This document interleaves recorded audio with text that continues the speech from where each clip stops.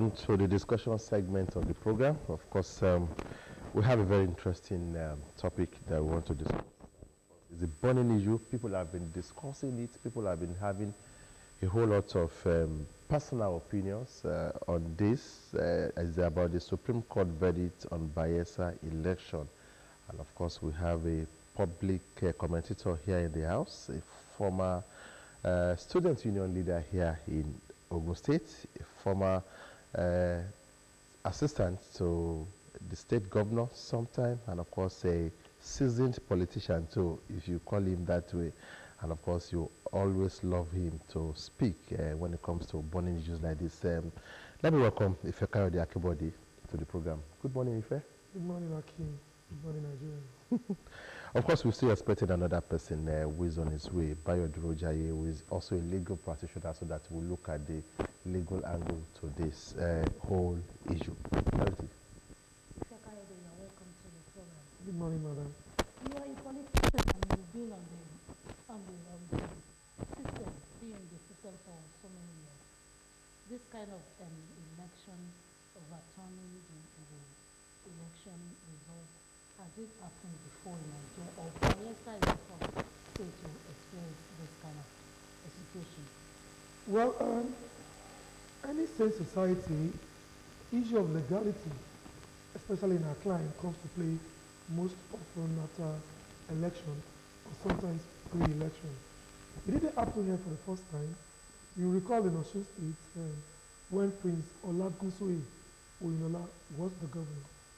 The case was taken to the Supreme Court and the then governor was removed for the then engineer Raul Aregbesola.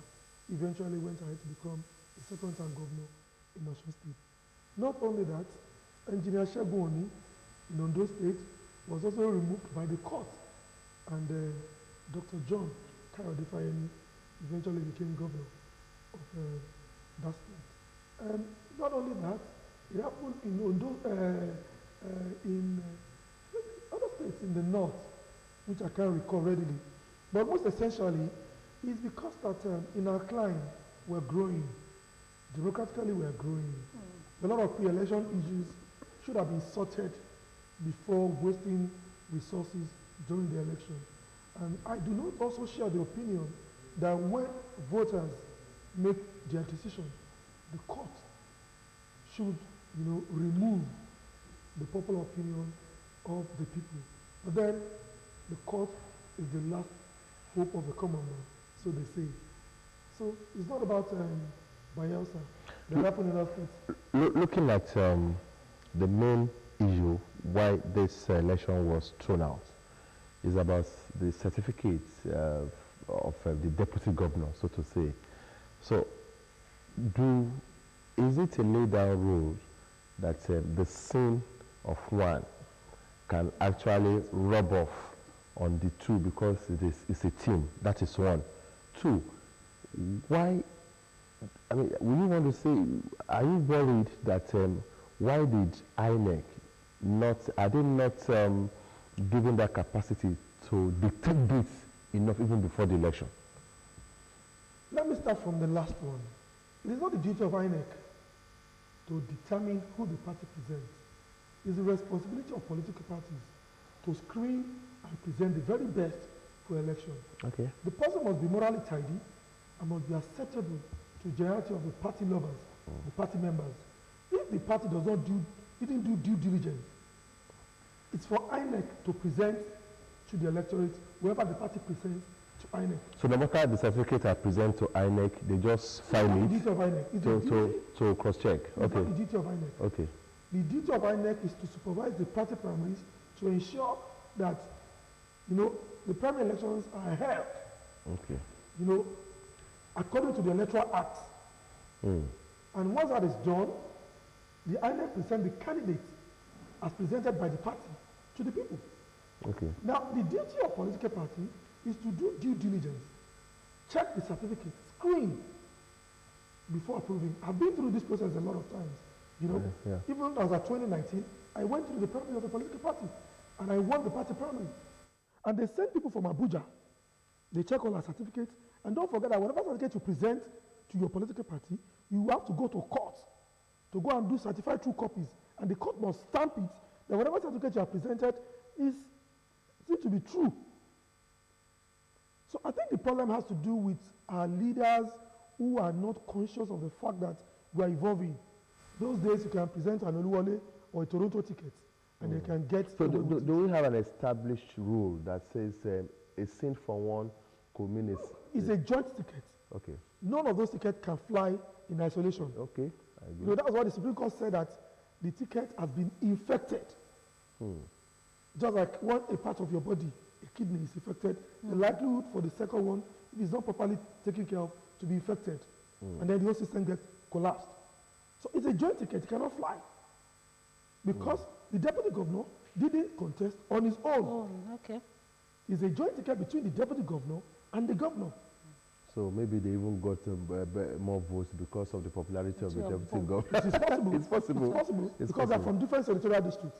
Okay. And so, you know, in our client, people don't vote for merit, competence, and capacity. They vote basically on sentiment and religion and all of that. All right, we're still looking at Supreme Court's verdict on Bayelsa election. We'll take this break. We'll be right back.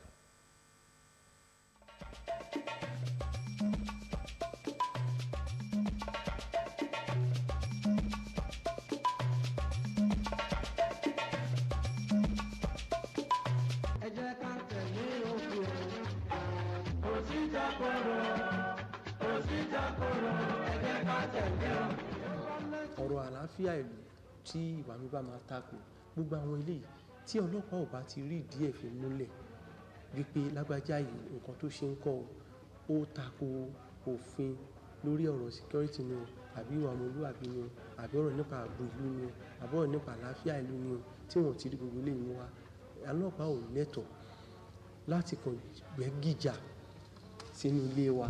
ẹ̀tọ́ mi lábẹ́ òfin ní gbogbo ọjọ́rú Wednesday ni ó máa jẹ̀gbádùn ètò ẹ̀tọ́ mi lábẹ́ òfin ní déédé agogo 5 àbọ̀ sí agogo 6 ìrọ̀lẹ́. páńpẹ́ òfin kò ní mú wa o.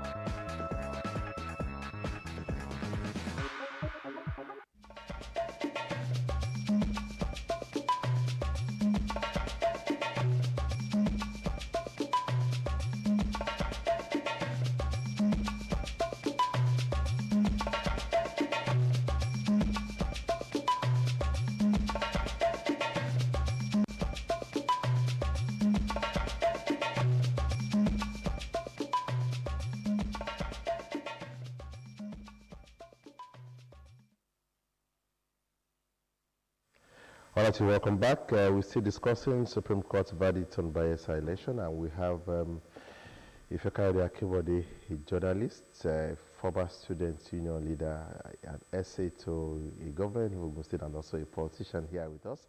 And of course, we've been joined by a legal practitioner, Bayo Durojaye, who is also going to be discussing this issue with us. Especially, we're happy that he finally made it here, the legal perspective, the legal angle to this issue. Bayo, you're welcome. Good morning. Okay, can I, my learned friend?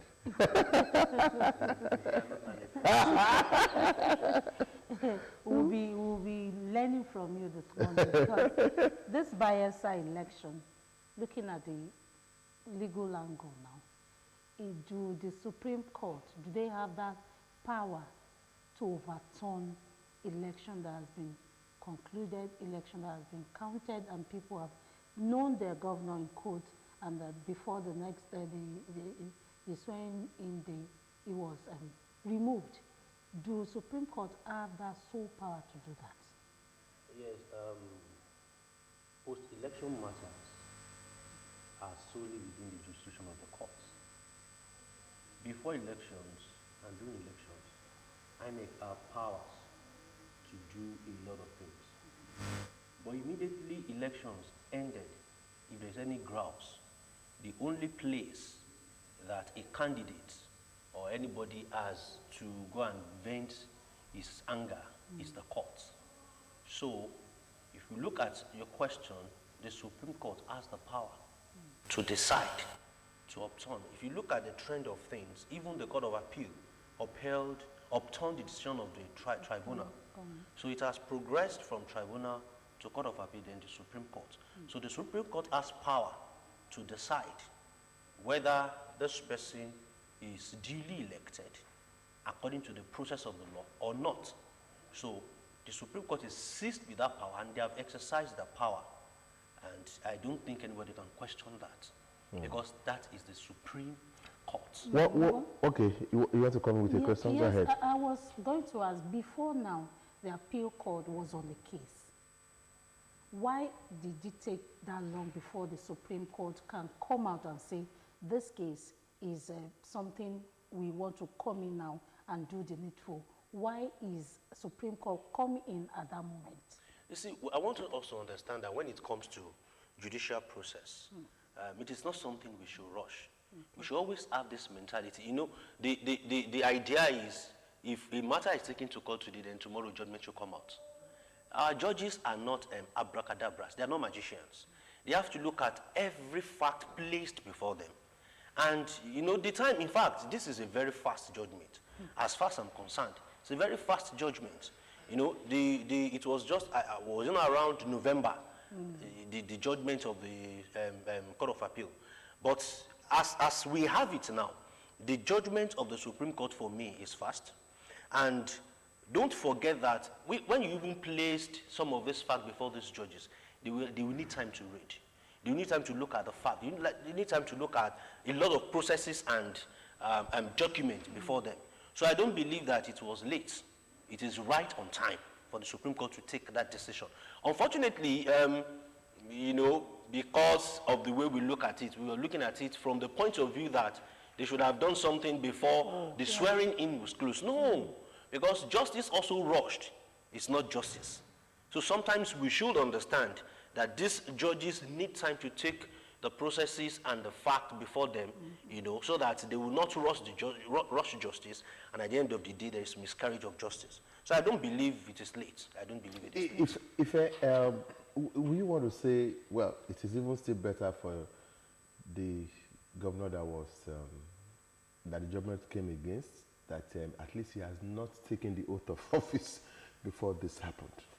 I mean, it seems to differ from the counsel here, the legal practitioner, because something may be legally right, but be morally wrong. Oh, okay. We should begin to overhaul our electoral system, most especially the Electoral Act, and create a time frame for judicial processes before inauguration. I think it's not too tidy for people to invest a lot of resources, money. Yes, there are election issues. They should have been resolved.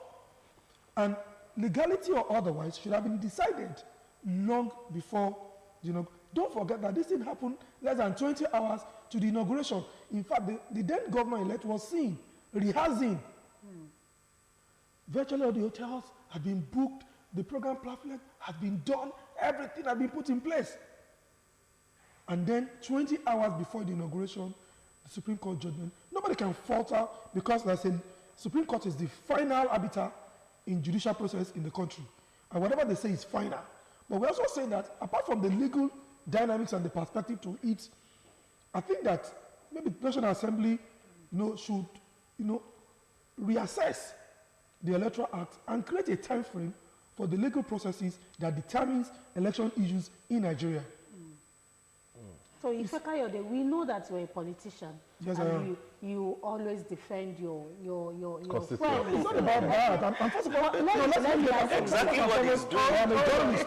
First of all, I'm a journalist. I have a profession. But you see, the tragedy of our understanding of politics and involvement is that even in politics, we have lawyers, we have doctors, we have engineers, we have accountants, we have journalists. I was actually going to say, Yes.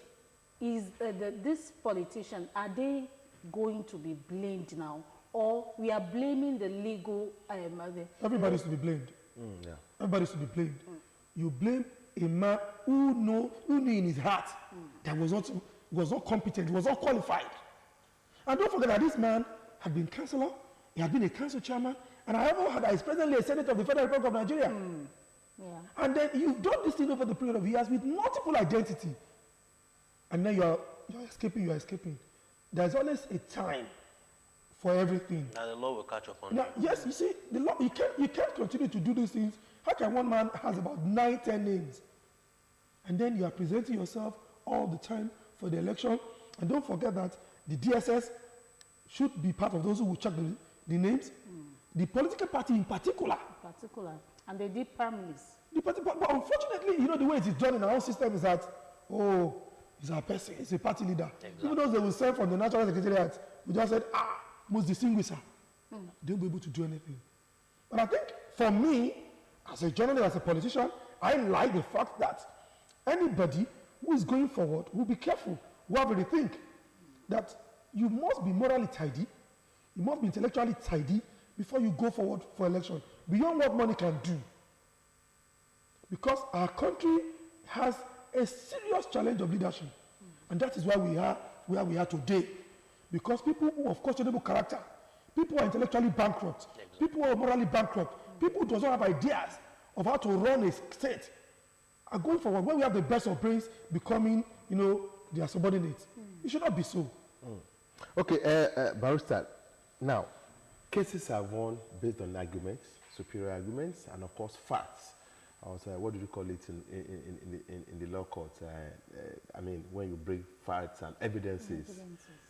Will you want to say, how will you want to rate okay, let me put it this way. People are saying, if, for example, there have been a better argument that probably the judgment will have been that it could have been or it should have been, okay, disqualify this deputy governor and go and have a rerun, instead of throwing the baby away with the bathwater. What's your view on this? Yes, I want us to understand the fact that the Supreme Court judges are wise men, the 7 wise men. They have passed through a lot of judicial process. They grew to become Supreme Court judges. So in their wisdom, they have decided a case. I don't, personally as a legal practitioner, I respect that decision. I appreciate that decision because, like he rightly said, even before I came into the studio and just right now, we can't keep this thing going on. One of the places we can have a check upon the excesses of politicians and people who take our electoral process for granted is this. The law has to take its course. They had a joint ticket. So if your certificate, if you are not qualified, your governor is not qualified, your governor is not qualified, you are not qualified because you run on a joint ticket.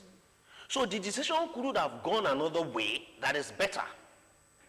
Because what you will be saying now is that we appreciate the fact that you have cheated on Nigerians. Nigerians had voted for somebody who is not qualified. You are not even supposed to be seen. You are not supposed to be in the race in the first place. So the decision actually will make a lot of politicians who are nursing such ambition or who had been successful, because to be sincere, maybe some politicians had been successful with such illegal certificates or documentation. So what it means now is that the judgment will make those who have intention of submitting documents that are not tenable to have a rethink. The judgment will correct, will make people to sit tight, will make politicians to sit tight, and will make the parties to look, like you were saying, to look at, the candidate they are putting forward. They will have to, by themselves, go and do thorough job. Who is this person? It is not sufficient that you had gone to the registry of a court to certify that the document is whatever. But the political party, they have a responsibility to go as far as going to their schools. Like you rightly said, in the days of Toronto certificate, we've had these things in the past.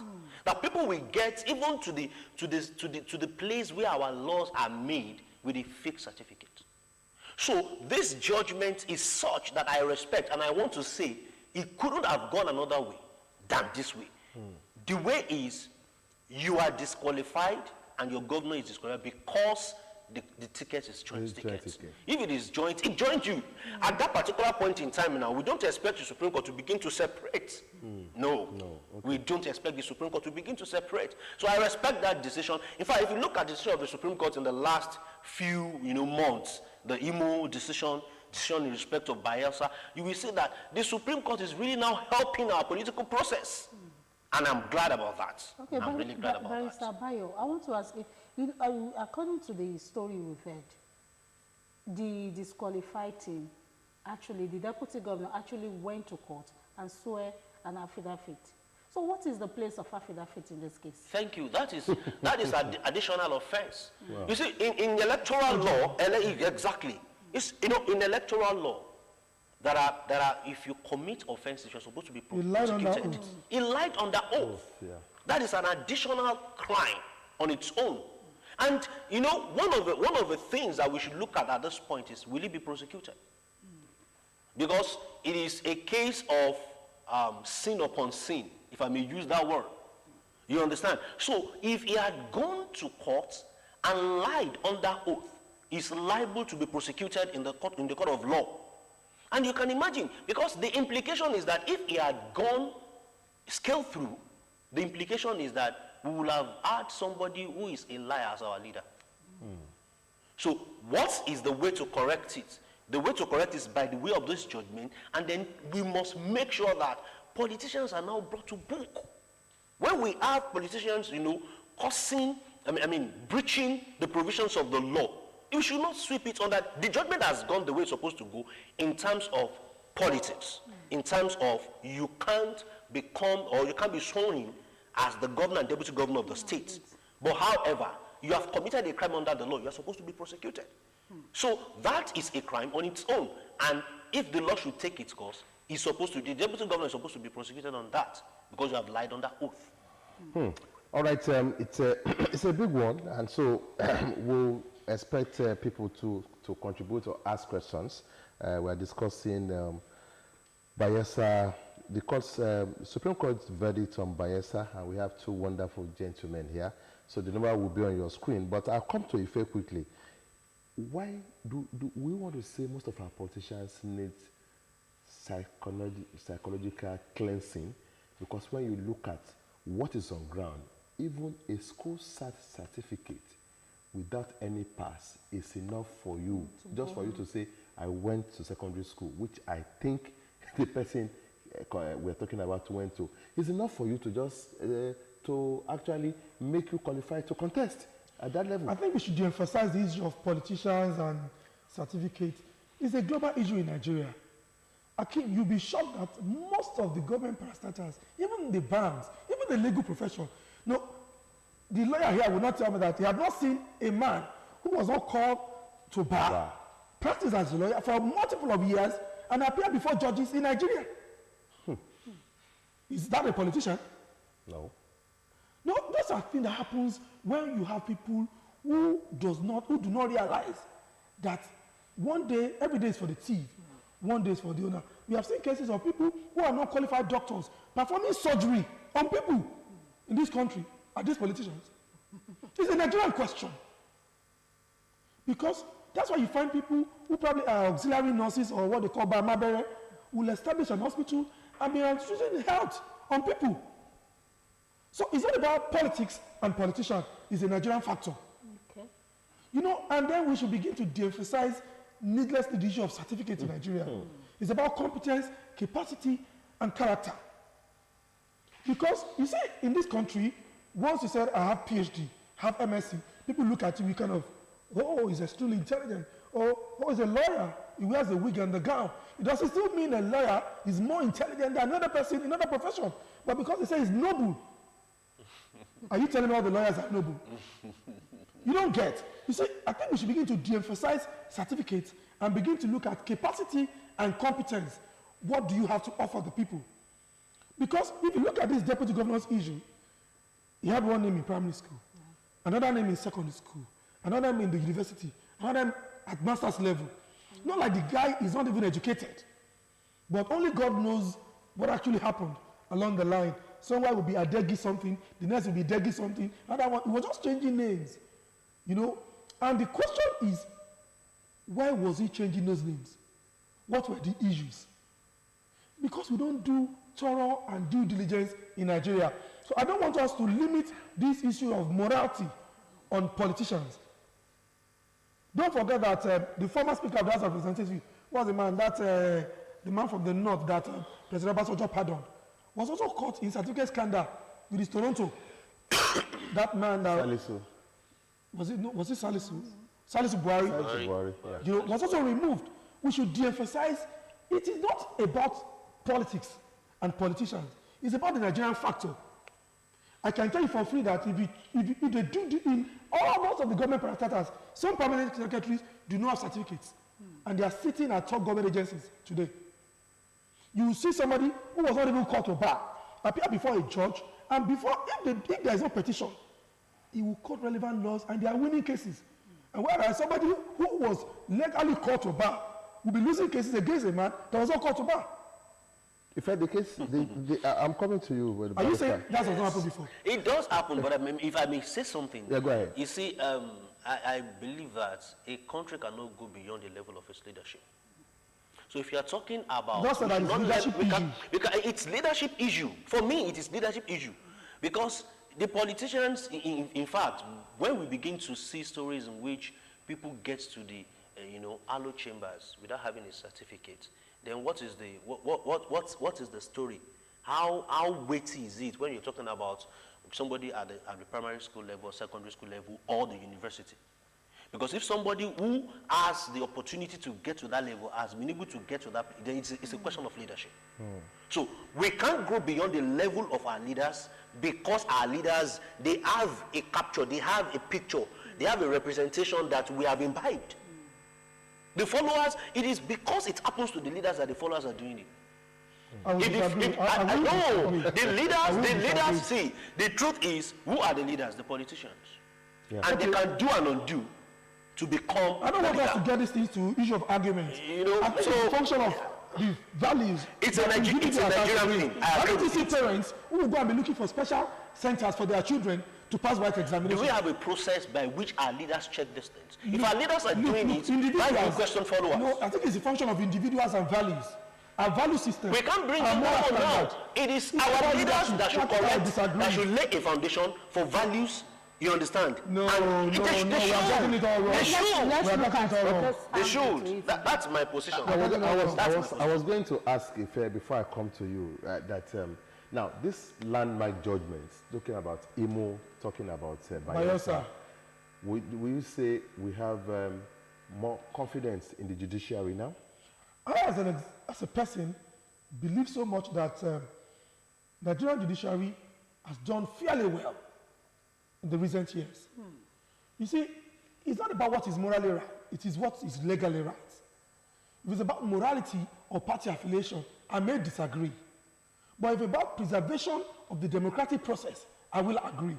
If I'm talking about what is right, I will agree. So beyond sentiment, emotions, partisanship, I would believe that they have done fairly well, even though I would believe that something should have been done a bit differently. Okay, let's take this call. Comrade Taiwo, are you still there? Okay, just try and call again. You want to, let me allow you to land there. You see, what I'm actually emphasizing is that I cannot fault the decision of our lords who sat at the topmost bench to make decisions. They know the reason, they know the legal issues, the facts were placed before them. A federal high court had decided, an appeal court had decided, and the Supreme Court in their decision said that, and they even expressly stated that the next political party who has the highest vote should be declared the winner. So INEC reviewed and said, okay, it assumed that the votes casted for that infected ticket was a wasted vote. So the next, who was a PDP, was declared. Nobody can fault it. Nobody can fault it. Hello? Okay, hello, Comrade Taiwo from Abeokuta. Hello, you're welcome. Yes, good morning. Good morning, go ahead. Yes, what an interesting, an educative topic. My man, if I greet you. Good morning, And Tommy. the potential advocate of Nigeria in the house. I greet you. Good morning, sir. Yes, yes. What a nice topic, a topic of national importance. Yes, I believe that we are getting to a stage in this country whereby election will not be won by overwhelming majority. It will be won by technicality. Where the situation whereby number 3 is becoming number 1, number 2 is becoming the governor. It is highly esoteric as far as I'm concerned. But a layman, I think that is a wake-up call for everybody. Because the most popular candidate in Bayelsa, that man, really work hard, but at the end of the day, he met his Waterloo. But it's a pity that, his deputy governor, rubbish him. But that has gone down in history. We should learn from our mistakes. Yes, I want to ask the legal man in the house that in case, because this judgment, this decision has been subjected to review by the Supreme Court, I hope I'm communicating. Yeah, sure. Yes, in case that there is a fault, in the review of the elections of that of Imo and Bayelsa, in case, the appellate court made a mistake, is it possible for this decision to be reversed? I hope, I'm communicating, you get my point. Very well, I do. Yes. Is the review of the Supreme Court, is it tantamount to a reversal of the judgment that was given earlier? Thank you. Then who will do the reversal? All right. When you're talking about review of judgment, it is also still based on facts and evidence. If you're asking the Supreme Court to review a case, you're asking them to sometimes and somehow change their decision. It is possible. The Imo matter is subject of review now before the Supreme Court, and it has been adjourned till March 2. So at this point, let's wait and see what the Supreme Court will say in their wisdom. But I understand and I know as a lawyer that there is no likelihood that there will be a reversal of that judgment. But if the Supreme Court feels there is a reason why they should review and reverse the judgment, it is in their wisdom. Of course. You understand? It is in their wisdom. But from the facts placed and the things we've read, there is no likelihood. There is no. You see, one thing we should understand is that politicians, I will still use politicians, they should respect our judiciary. We are incurable optimists. Yeah, it is. Incurable optimist. You understand? Whichever way they still just want to push forward and look for a way, like the APC national chairman said, Mr. Adam Oshiomhole, he said we are possibly looking at other windows. You understand? A door is closed and you are looking at other windows. I think that the review they are trying to seek is that, I think that, I'm not a lawyer, I'm a journalist. I think that they said that where there's a part of the Constitution that where, the judges may have heard and they do not know, you can call their attention to it and they may likely review. I don't know the legal terminologies. Yes. So I think they're trying ordinary law, they have the right to review their decisions if they have erred. But what I'm trying to say is that there is no likelihood that this judgment will be reversed based on the facts. I don't think we should preempt. No, I'm not preempting. As a legal practitioner, I have the potential to judge what. Let's digress a little bit to the Imo judgment. And of course, going by what you said, that politicians are incurable optimists. Well, Life is about assuming the man from the APC was not an incurable optimist. I'm looking at this situation. He lost at the tribunal. Yeah. He lost. No. At the appeal? No. I think that he lost at the Federal High Court. He won. He won at the Federal.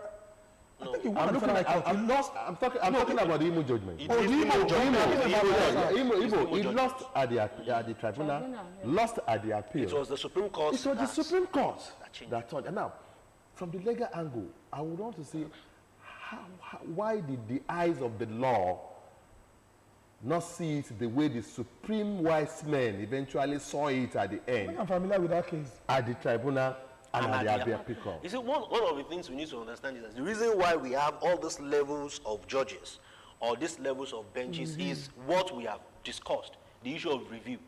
There could be a likelihood of mistake from the tribunal, likelihood. From the first court. You understand? From the very first court of instance, then you can proceed to the next court, which is the Court of Appeal. We have about three judges that usually sit in Court of Appeal. Now, if these 3 men err, the likelihood that 7 men will not err is there. So sometimes there are these judges are also human beings. We should not forget that. And if you look at the processes, when they place processes, you know what I mean? They are able dissenting judgment. See, they are able dissenting judgment. There are dissenting judgment. Sometimes court, if you see the processes they will read, let's be sincere, I don't envy them. If you see the process that each judges, and they have to read, all of them have to read, compare. And so if at the tribunal there was a mistake, let's say they err in law, you understand, and then at the Court of Appeal they err in law, the Supreme Court is believed to be the final. To be the final, and that they should not err. You understand? So it is not as if the eyes of the law is closed at the first instance or the other courts. But the likelihood that let's give the room that they are human beings. Let's give room that they could err. But by the time they now get to the Supreme Court, we believe that they should not err, because we have 7, the list of 5 sitting on a particular case. So every time. So at that point, we believe that they've seen it all. They've read it all, and their judgments should be sacrosanct. Don't also forget that these judges also have dissenting views. Yes. There are 7 judges. It could be unanimous. And there can be people who will write a dissenting judgment. What actually happens is that if majority agrees, then the person becomes a winner. Exactly. If there are 7 judges and 5 write in support and 2 write dissenting. So sometimes it's about, they even democratize judgment at the Supreme Court. Yes. It's about calculations. It's about calculations. It's about calculations. Sometimes it's about, and most of these judgments have been unanimous. Most had been unanimous. Unanimous. So that was the reason why I said I find it very hard that the review, like you said, I'm not preempting, but let's look at the fact that is placed and the reasoning. Let's look at the reasoning of it. Let's look at the reasoning behind their judgment. Because when judgment is given, there are reasons. I'm not sure we are privy to the facts here. We are just assuming. And I think that we should be a bit careful in assumptions. It's all over the social media. It's all over the social media. Even the order of the court that was just delivered in my SSC, it's all over the social media. Of course, I saw it myself, I read. So you sometimes you just know that politicians, see, let's be sincere. I want us once you lose, you have lost. If you are going to win the next election, let's be optimistic about the next election. Let's look at INEC's authority now. We know that INEC are the umpire there. Why are they not seeing this loophole, and why are they not correcting? He said it the other time. I'm sorry. He said it the other time. I think that's it is a Nigerian thing. No, it is not just about your area. This is a Nigerian thing. It's not a Nigerian thing. It is a Nigerian thing. It is. I disagree. We are talking about a process that starts from point A that will end at point Z. And none of those people in the whole process have been able to detect that this is a certificate that is, you understand? INEC also has a responsibility. It's not about just voters' education. You understand? Maybe there should be a particular department, if there is not, if they don't have yet in INEC, that goes behind to look at some of these things. It's a Nigerian thing. INEC responsibility. No, before you come in, you add this. What is the purpose of screening? What's the purpose of screening? INEC does, and now say, okay, because of the screening you have undergone, you are qualified to run. Okay. Where, at which point do they have the power to say you cannot run? Good. If the certificate issue is not part of it. Okay, I think I should explain. Go ahead. I think we are misunderstanding these processes of emergence of candidates in the political process. First and foremost, an aspirant would identify with a political party, register as a political party member, and be a fee-paying member of that political party. Now, during the political process, INEC will create a timetable, and everybody is expected to be guided by the timetable of INEC. You aspire. Your political party is supposed to screen you at the point of your aspiration. That is even before when you buy form of intent. Now, if the political parties failed, it's not the duty of INEC. This is a process that I've been through many, many times. Now, why INEC comes in is that the party presents you to INEC. There's a minimum qualification required according to the Electoral Act, Nigerian Constitution. Okay. It's for INEC to say that the certificate you have presented is in line But with the minimum. while looking at it, they must have seen that those names are not the same. How would they know? They should. They should. That's a Hold on, responsibility. hold They on. should. No. You are giving INEC more powers than they have. And I'm not an INEC spokesperson. And I think we should be a bit careful in saying what we do not understand, in perspective. I know about the political process, and I know a bit of the INEC process because those are the processes that I've been through. Do you understand? You will present certificate to INEC.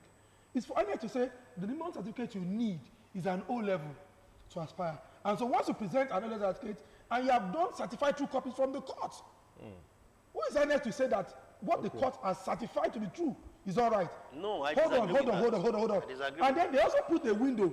They will put the names of candidates as presented by political parties, and they'll give a time frame for people to raise issues. Objections. And so if there are issues pre the election, INEC can look at it and disqualify.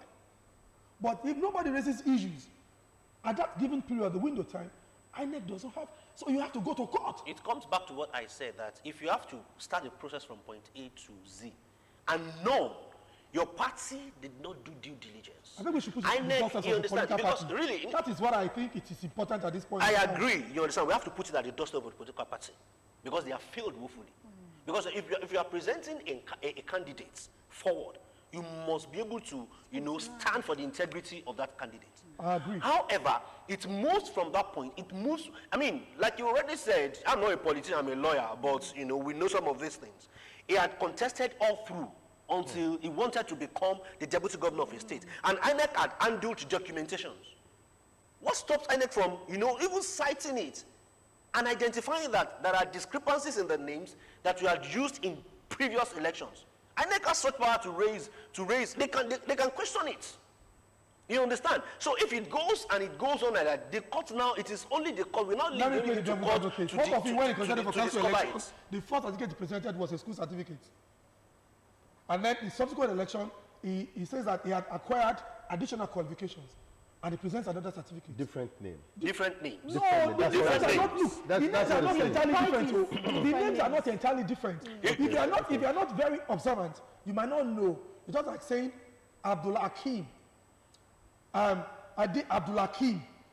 Some one or two, things missing. In It's the not like face it's of the entirely law, different. Abdul Hakim and Ade Abdul Hakim are two different persons. I agree with you. I'm saying that if you are not extremely, And then you ask yourself, why will you have different names at those points? I can never support And there is no, misfortune. and there is no maybe like you had gone to court, sweat an affidavit that this is the reason why these names. are like don't this. forget that those certificates has affidavit. I've told you, it's because somebody went before the court and proved that beyond the ability he has on to, Exactly. he forged. Exactly. I think it's also had to do with the Nigerian factor, our legal system. You see, if you go to court today, That's justice. hold on. That's we are justice. still politicians. We are also looking at the judicial system because I have also failed. No, we're not talking about judicial system here. Hold on. Wait now. Judicial system, okay, what we are talking about now, is it not the judicial system Let's that take has this call. dictated? Let's take What we're this talking call. The last Victor point. from Ibadan. Hello, Victor. Be a kind of underestimated concerning this presentation of certificates. I want to bring in the area of the spiritual. Sometimes you find that there are so many demonic mysteries that people are using to back up all these certificates they present. Please don't underestimate that. There are power that will defend those fake certificates, and they use them until a higher power is able to calculate those things. They then they are exposed. And people will now say, how did they arrive at that? How was they able to present these fake certificates or whatever? That's what I just want to quickly say this morning. Thank you very much. Have a wonderful time. Thank you very much, Victor. All right, you made a point. Okay. Now, will you say at the political level that they don't have wise men that can do thorough screening to avoid this type of embarrassment, or is it just that it's a laissez-faire attitude, which is not good? Well, first and foremost, my background has to do with political and social activism. Beyond party affiliation, I can be very blunt when it comes to issue. We do not have political parties in Nigeria. We have associations. Because parties are supposed to be run on ideological leanings. There is hardly a difference between the political parties you have in Nigeria. Don't forget this man. who lost under the APC was also in PDP. Don't forget that the man who won in PDP was also at some point in AC. We move because there is no clear-cut political, ideological perspective in Nigerian political climate. It's an association. What is convenient for you? You know, if Party A does not suit my aspiration, I can shift to Party C without any necessary, legal framework. Even in Imo, majority of the House of Assembly members were in PDP. The moment they declare Hope Uzodinma as the governor, the speaker and the House of Assembly members, without any rancor in the political party, according to what the Electoral Act and Constitution says, say they are moved to APC. That's the tragedy of the Nigerian nation. Because it's not about morality, it's about what everybody wants to eat. And it's bad. On political parties, as I said, I won't define political parties in Nigerian political space as ideologically grounded platforms. It's an association that seeks power, either for the benefit of themselves or for the few followers.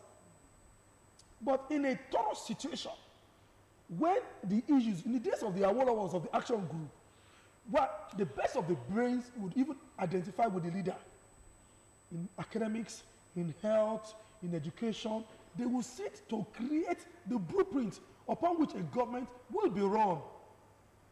That's why you see, Awolowo said this, Awolowo said that. You will look at the thinking, the thoughts that define the old Western region, the best of the brains.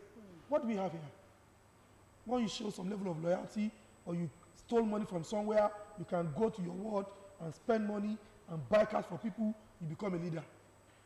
Even those who are coming to screen you, they will ask for money. It's what I know. It is. It's what I know. It's what I've been through. Somebody who is your friend, if he becomes a party chairman, will tell you that, look, oh boy, you have to give me money before I screen you. So, all the political parties, without exception, has failed. It's not about Party A or Party B or Party C. Because those they put forward, they don't check them. All they are after is that he's my party, or he has a lot of money to buy delegates. And they think he has enough money to go through a political process and win elections. So, Barrister Durojai, as lastly, we close now, what is the lesson in this case for Nigerians? Yeah. What do you think we should learn as this saga goes on? Thank you. I really appreciate that question because I, for one, had looked at it and I see that what the Supreme Court is actually doing to us is teaching us lessons. So we should learn that every day is for the thief, but one day the owner will come. We should understand that you cannot always get away with your wrong in the political process in Nigeria now. So everybody should sit tight and understand that one day, even if you have eaten something for a very long time, the law can uncover it, and the long hand of the law will catch upon you. So politicians should learn. Thank you very much. It's been a very interesting one, and of course, very, not volatile, but exuberant, interactive, so to say. I want to thank you very much. Ifekayode Akinbode is a member of the House. Anytime we call her, we're always there. And of course, Bayo Durojai. My name is Olubayo Durojai. Olubayo, okay. So that we won't be accused of perjury. My names are different. Olubayo Durojai. I want to thank you very much. And of course, we actually enjoyed your presentation from the legal angle. So, it's still the Wednesday edition of the program, Newdawn on OGTV. We'll still have another segment, discussion to go. We'll allow Ife and Olubayo to go now. So, Ife kind of So, we'll be back.